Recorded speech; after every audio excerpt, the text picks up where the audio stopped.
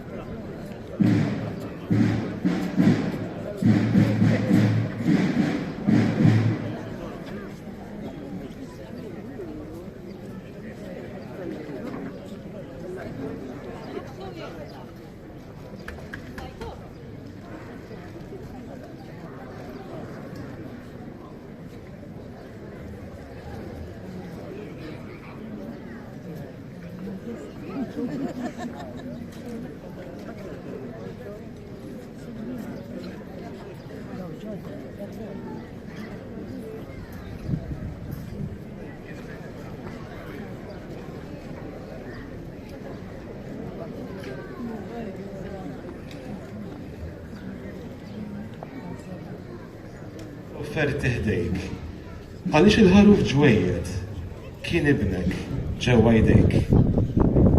Sedqilna r-ruħ fis-safa kif wara l-40 jum il-profeta Xmun rajt jerfa' lill-ibnek u medjum. Bil-profetessa Anna tħabbrilna fl-istess ħin u tfarraġ lir-ruħ tagħna bil-fidwa tal-bnedmin. Ħatkun din l-akbar talba f'ħajjitna bħal ta' Xmun biex ruħ qatt ma tittebba taħt ħarstek aħjar tkun.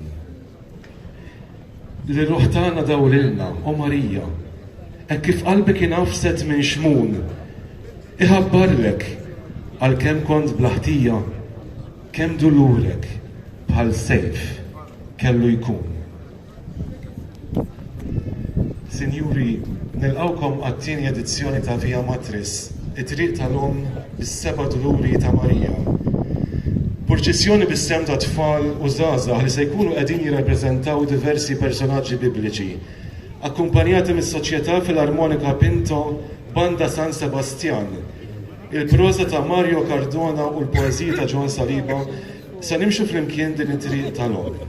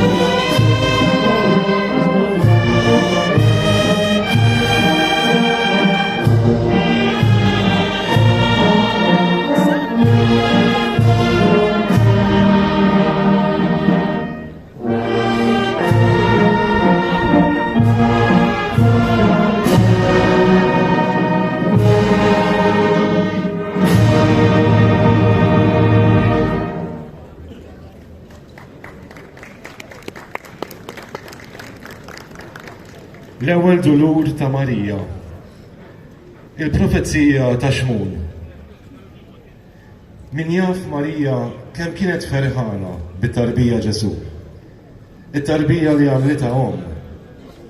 It-tarbija li sa mitħabbira tal-Anġlu Gabriel kienet taf li se tkun destinata għal ħwejjeġ kbar. Marija u Giuseppi iterqu minn Betlem sa Ġerusalem sabiex fit-tempju jippreżentaw lil Ġesu kif kienet titlob il-liġi. Fit-tempju isibu li xwejja Xmun li hekk kif jara li Ġesu f'dirajn Marija jimtela bil-ferħ għax jaraf li dak li kien imwiegħed mill-profeti twilet u qiegħed hawn qudiemu. Tarbija ċkejkna f'dirajn Marija. Xmun għalhekk irod ħajr lill-Alla tal-li fiex juħitu jkollu l-grazzja li jara l-kobor tas-Salvatur. Marija u Giuseppi jitħawdu. Xin jisimgħu lil Xmun jgħid li Ġesu huwa d-dawl u salvazzjoni. Xi jfisser dal-kliem ta' Xmun għal ġenituri ta' tarbija ta' ftit ġimgħat. Marija u Giuseppi jitniktu meta Xmun idur fuq Marija u jgħidilha inti wkoll sejf jinfidlek qalbek. Għaliex għandu jinfidilha qalba s-sejf? X'se jiġri minn din it-tarbija biex Marija jkollha tbati daqshekk? Dan mhux il-Messija imwiegħed mill-profeti u mħabbar mill-Anġlu? Iva. Iżda Xmun jibda jħejjir il-Marija u Giuseppi għal ħajja mimlija waqtiet ta' mħabba u tbatija, ta' dulur, li fl-aħħar mill-aħħar isibu l-qofol tagħhom fil-mewt u l-qawmien tal-mulej.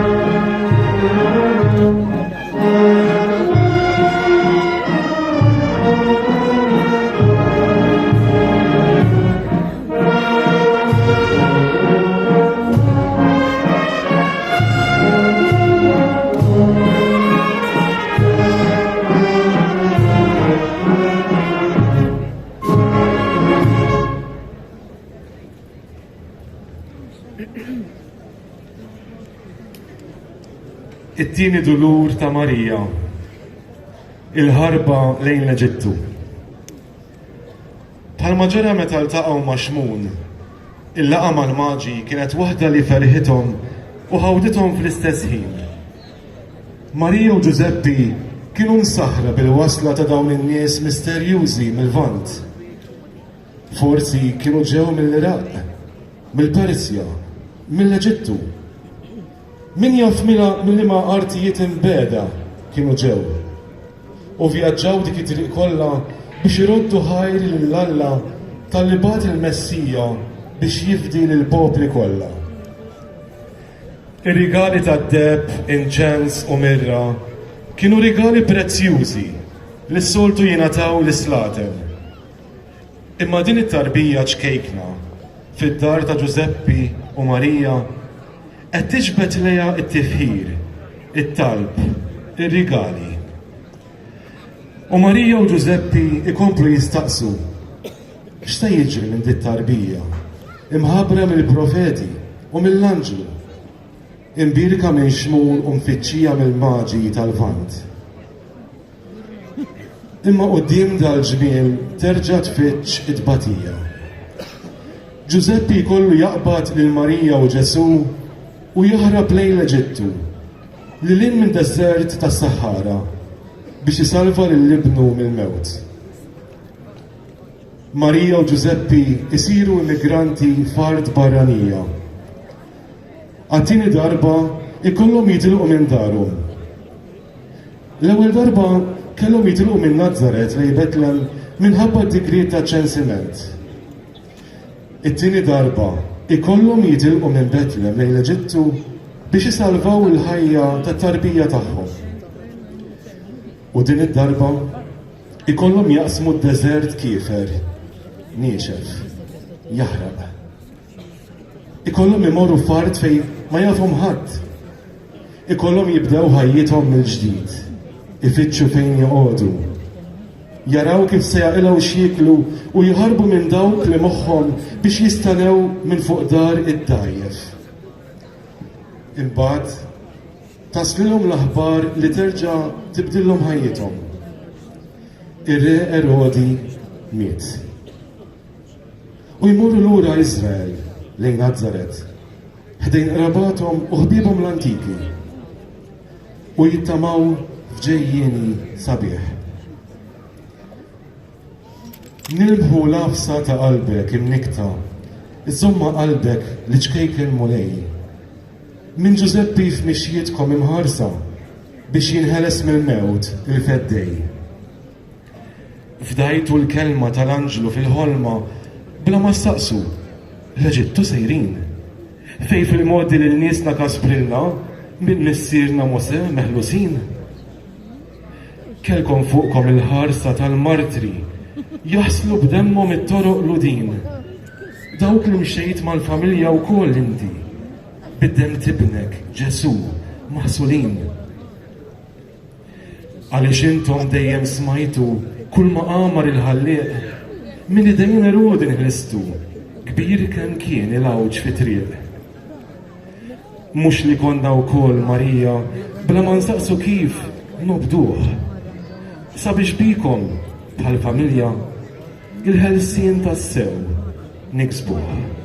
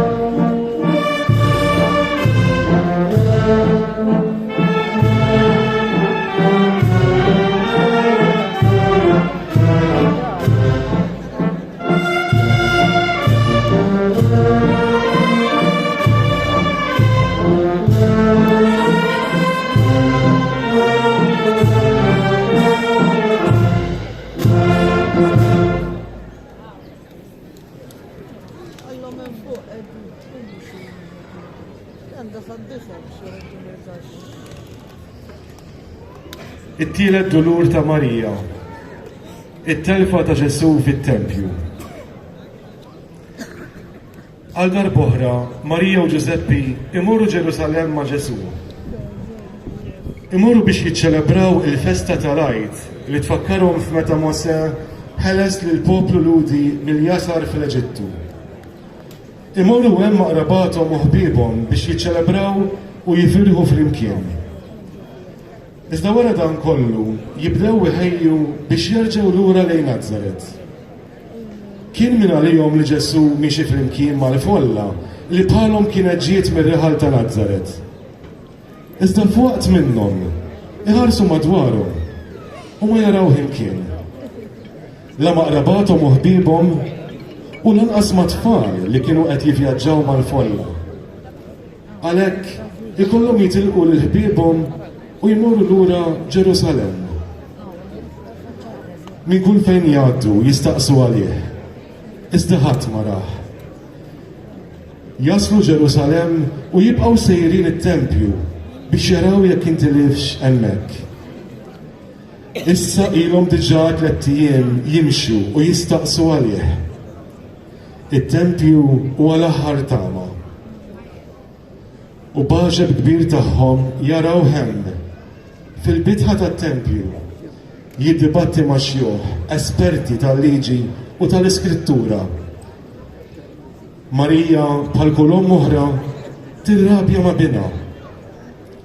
Għalfejn għamiltilna hekk? Imma Ġesu jwieġibha, ma tafx li jien il-bent Alla, il-Messija, kont qiegħed fit-Tempju, f'dar missieri, nitkellem fuq il-kelma tiegħu li tinsab fl-Iskrittura. U f'dan il-waqt Marija tifhem li bina huwa tifel speċjali u li għandha tbaxxi rasa qarrida tiegħu. Dan se jkun ifisser għaliha ferħ u tbatija. Ferħ għax qed taraħ jikber fl-erf u fil-grazzja quddiem Alla u quddiem il-bnedmin. Tbatija għaliex kultant ma tifhimx eżatt x'ikun qed jitlob minnha. U xi kultant se jkun qed jitlob minnha ħwejjeġ li ommijiet oħra ma jkollhomx għalfejn jgħaddu minnhom. Iżda minkejja dan kollu Marija tkompli miegħu il-mixja lejn Nażaret, il-mixja lejn id-dar tal-familja. Infittxu kemm infittxu sliem bejnietna, kull darba naqtaw qalbna li nsibuh. F'ħidmietna, fil-familji, tnin ta' mitna, bħarsitna lejn is-sema nistaqsuh. Hemm telfa twellet niket lil tfulija li tikber iġġor magħha omor sħiħ. Għax min kien feraħ biha llum ħallija titrabba minn nies oħra tistennieh. Hemm telfa ta' tarbija fil-ġuf tomma li tnikket ġenituri ftul ta' żmien. Li bħala tagħna setet beqgħet ħolma ħajjitna kieku ċaħdet mill-għajxien. Int li libnek fit-tfulija sibtu wara li tliftuh ma' Giuseppi o Marija lilna wkoll ejna nsibuh. Għal xejn smajna leħdu nnifsu minn xkunitu jgħid mill-qalb li biss ġewwa dar missieru insibu lena f'dar it-talb. Ġesu, erġa' tenni kliemek sakemm fl-aħħar nisimgħuh. Għax kull min jiġi jifittxek bibek dejjem u miftuħ.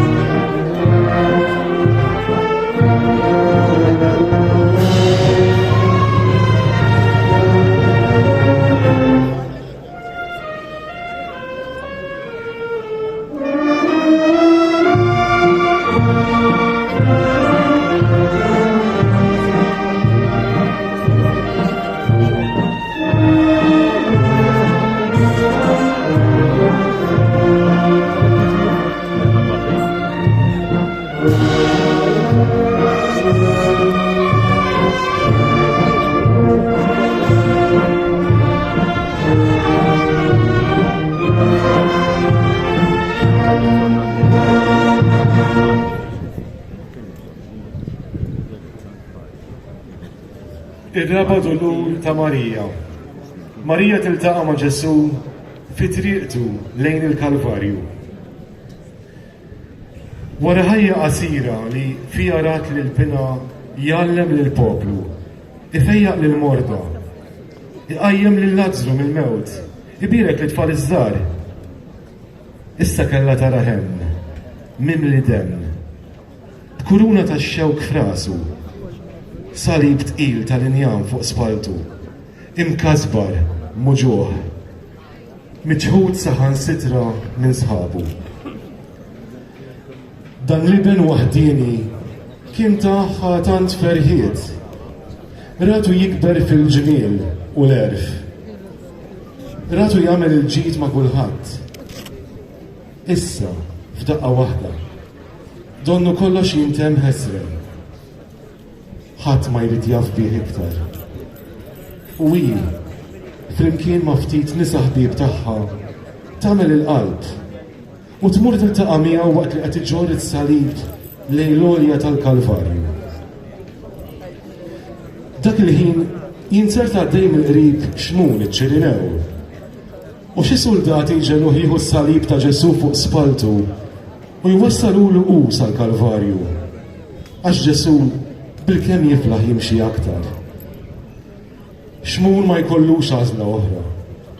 Ikun għadu kemm ġej minn l-għalqa, għajjien wara jum xogħol. Imma quddiem is-soldati Rumani ma staqsix u ma tmerix. La ġaluh jieħu s-salib ikollu jieħdu. Marija u l-ħbieb tagħha min-naħa l-oħra ġew jiltaqgħu ma' Ġesu minn jeddhom, ma ġelhom ħadd. Mhumiex se jħallu lil Ġesu waħdu fil-waqt l-aktar jibes għalih. Fil-waqt fejn kulħadd abbandunah. Fil-waqt fejn kulħadd ċaħdu. Marija tintebaħ li dan huwa l-qofol ta' tbatijiet tagħha. Liben li l-anġlu kien ħabbrilha. Dan il-Messija mħabbar mill-profeti. Dan bina li xmun kien feraħ tant bih meta raħ fit-tempju. Dan it-tifel li il-maġi kienu ġew mill-vant biex iqimuh. Issa safa waħdu, mimli demm, fi triqtu biex jissallab u jmut. Għaliex din il-kefrija kollha ma' din l-om. In-nisa ħbieb tagħha iħadnuha magħhom u jibku magħha. Lawda birek u jdej minn ħadimha, għax frott tagħha lil-libnek mant ngħid. Mill-maxtura tislitlek xi dema fejder l-ewwel uġieħ li ħassejt. Għawda ħarxa satritu minn ħarstek waqt li l-maħtub salibu għaddej. Blibsa bajda, frott ħidma minn idek, tibdel lewna bid-dem tal-feddej. Xtaqt li l-wiċċu tnaddaflu mid-dmija, imma tersaq fil-qrib ma tħallejx. Dak li għamlu jdejn tfajla l-udija, ġest taħnina li fħajtek ma nsejċ. Bkejtu, blawda dajjiflu lil saħtu, mingħajr tama li jsib xi ħanin, sakemm xmun ċirinew f'raspaltu, jaqsam miegħu il-pis għal ftit ħin. L-istess għawda wkoll lilna tennina, hekk kif jien lit-tarbija l-ħalib, ta' kull meta jinħafru ħtijietna, frott dik l-għawda minn suġa f'salib. Meta nfarġu lil-lajrna fil-ħtieġa, għajna wkoll bis-salib naslu ħdejk.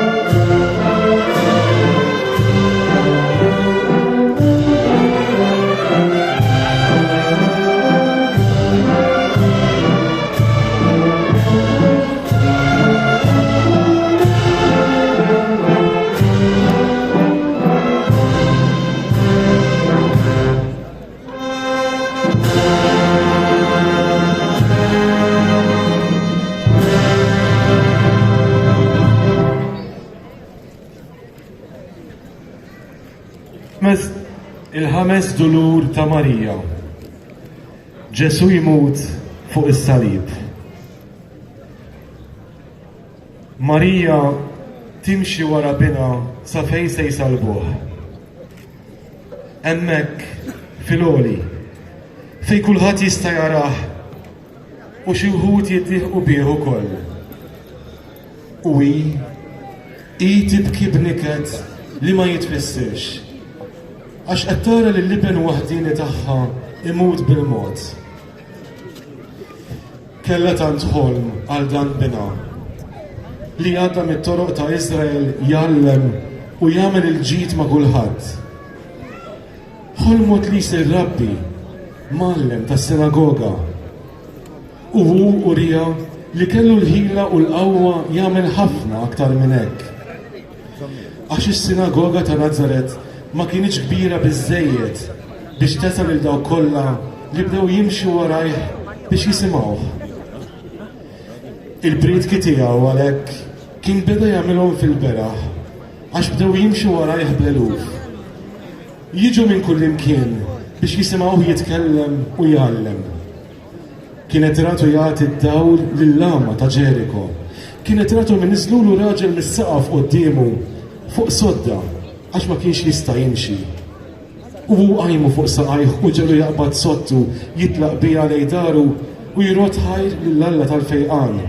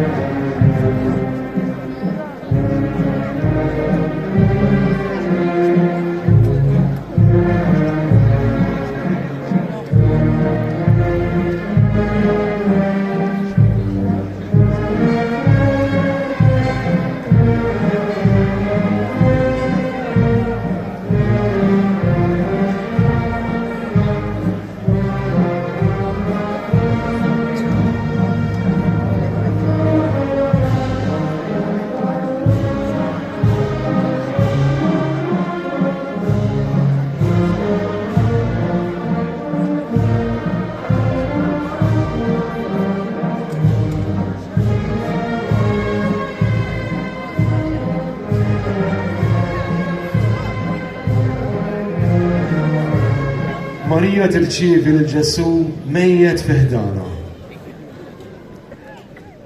Qabel tmur għand Ġwanni, Marija tjolqosha tilqa' lura lil Ġesu fi ħdana. Ma tilqawx bħala tarbija kif għamlet fl-art ta' Betlem, jew bħala tfajjel kif għamlet meta sabitu fit-Tempju ta' Ġerusalem wara 3 ijiem tfittxu. Issa tilqgħu fi ħdana bħala bniedem miċħud minn bosta, imbiċċer u kollu dmija, bla ħajja. Marija, l-om ta' dan l-iben li tant kienu mxew wara nies u li tant kien għamilha gburija b'dak li wettaq, issa tara d-dinja taqa' qudiemha. Tara biss tbatija, niket u dlan. Imma fil-waqt tal-akbar tbatija għal din l-om tixel il-fjamma tat-tama. Ġesu mhuwiex abbandonat minn kulħadd. Xi wħud li saru jafuh tul ħajtu u ħabbew lilu il-kelma u l-emejjel tiegħu fl-aħħar jagħmlu l-qalb u jiġu ħdejh waqt li qed jiġi mkasbar u maqtul. U madwar Marija jinġabru xi nisa oħra li ma jridux jitilquha waħedha. Fosthom Marija ta' Magdala, Marija om Ġabru u om Ġwanni, il-ħabib ta' Ġesu. U jmorru ma' ġenbhom Giuseppi minn Arimatija u Nikodemu, li bimħabba kbira jerfgħu il-ġisem ta' Ġesu minn ħdan Marija. Ħaddejna jimtlew, waqt li l-eżes persuna tħallina, isa tgħinna fir-ruħ nistaffew. Mhux biżżejjed li l-eżes tarbija ma sibtilha post xira imkien, għax sa mewta tuqt magħha tbatija li ħadd daqshekk ma daq fil-ħolqien. Minn fuq l-għolja fejn nibnek jintalbek li l-ħadd minna ma nsejt bħal kulom, waqt li bosta mhux darba nsew libnek, int bqajt dejjem lil kelmtek iż-żomm. Hekk kif mill-ġdid irġajt għext il-ġrajja, bidmuh taħsel li dejn minn fudin, tibnek Ġesu mitluq mingħajr ħajja, dmuħ jinaddaf kull nuqqas tal-bnedmin.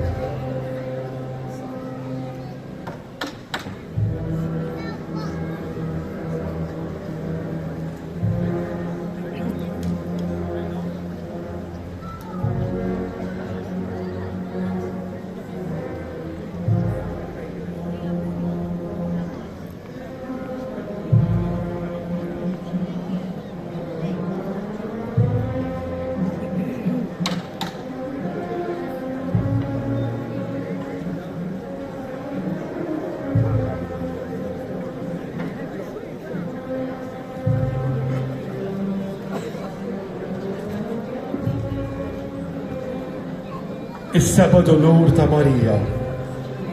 Ġesu imqiegħed fil-qabar.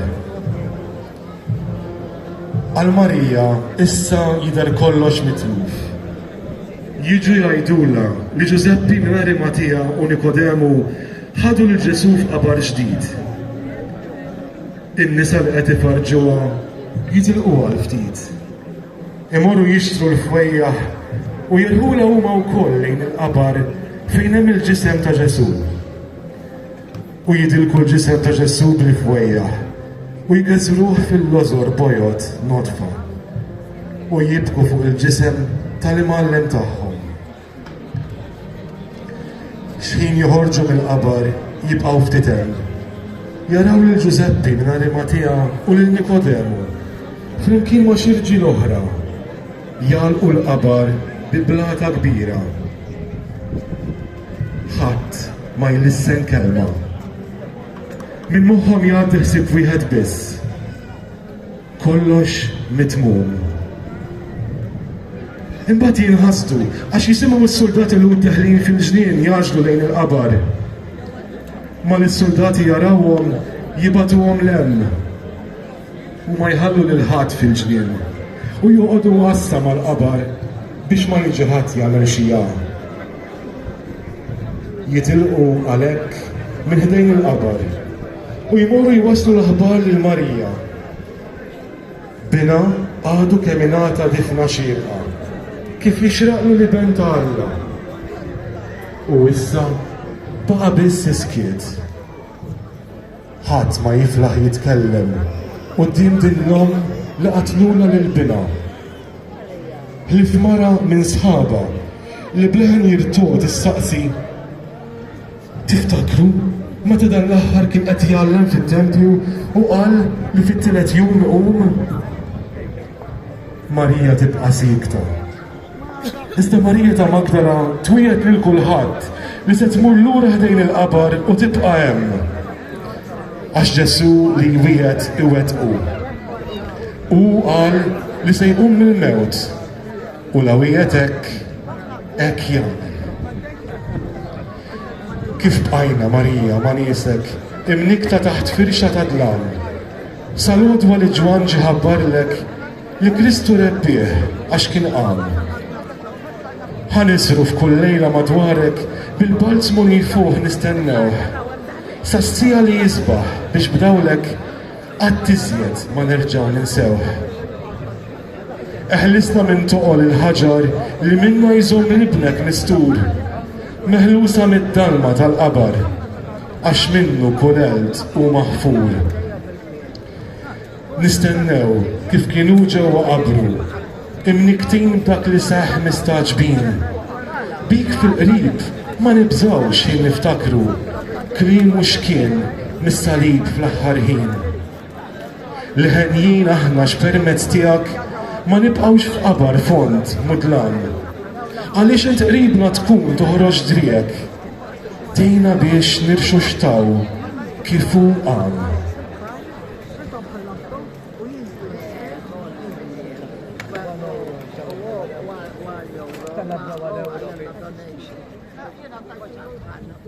Donation.